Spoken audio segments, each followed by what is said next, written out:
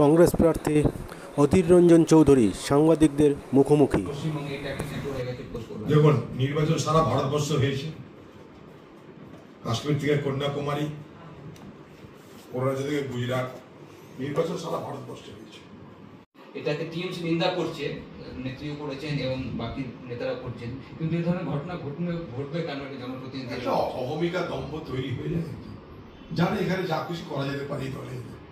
ভালো লাগলো তার নিন্দা করেছি, ভালো লাগলো, নিন্দা আমরা সবাই করছি। একজন অভিনেতা, তার নিশ্চয়ই সে সংস্কৃতি জগতের সঙ্গে তার সম্পর্ক আছে, সেখানে তার এই ধরনের ঔদ্ধত্য আচরণ ঠিক না। আসানসোলে একটা ঘটনা পালিয়ে নিয়ে চলে গেছে, পুলিশ ধরতে পারছে না। পুলিশ ধরবে না, পুলিশ যখন ধরবে না যাবে সেগুলো তৃণমূলের। বাংলায় পুলিশ তাকেই ধরবে না যে তৃণমূলের হয়ে তাকে লড়তে পারে, তৃণমূলের গুলি চালাতে পারে, তৃণমূলের বোম মারতে পারে, তাদেরকে সেখানে পুলিশ ধরবে না। একটা লাস্ট কোশ্চেন, এখন তো রেজাল্ট চলে এসেছে, আপনি রাজ্য সভাপতি, কিভাবে কংগ্রেসের নেক্সট রোড ম্যাপটা আপনি দেখছেন পশ্চিমবঙ্গে? আমরা আগামী 21 তারিখে পশ্চিমবঙ্গের প্রদেশ কংগ্রেস অফিসে আমাদের অল ইন্ডিয়া যিনি দায়িত্বে আছেন জেনারেল সেক্রেটারি গোলাম মীর, তার সঙ্গে আজকে আলোচনা হয়েছে।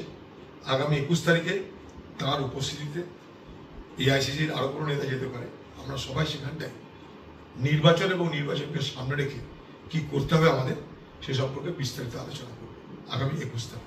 সেক্ষেত্রে অজিতদা যে স্ট্যান্ড ছিল আগে, সিপিএম এর সঙ্গে যাবেন, আমি একা করলে কোনো স্ট্যান্ড নিই, দলের স্ট্যান্ড সিপিএম এর সঙ্গে যাওয়াটা এটা অধীর চৌধুরীর স্ট্যান্ড নয়। সিপিএম এর সঙ্গে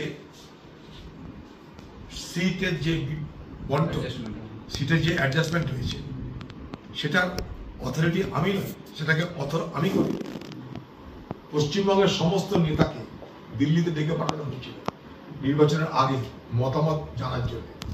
তাদের প্রত্যেকের মতামতের উপরে নির্ভর করে এই সিদ্ধান্ত হয়েছিল।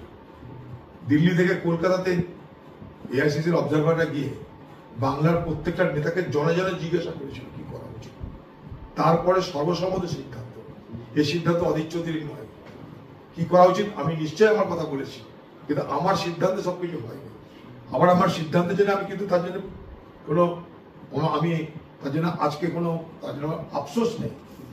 আমি হারার জন্য যেমন আফসোস নেই, সিদ্ধান্তের জন্য কোনো আফসোস নেই।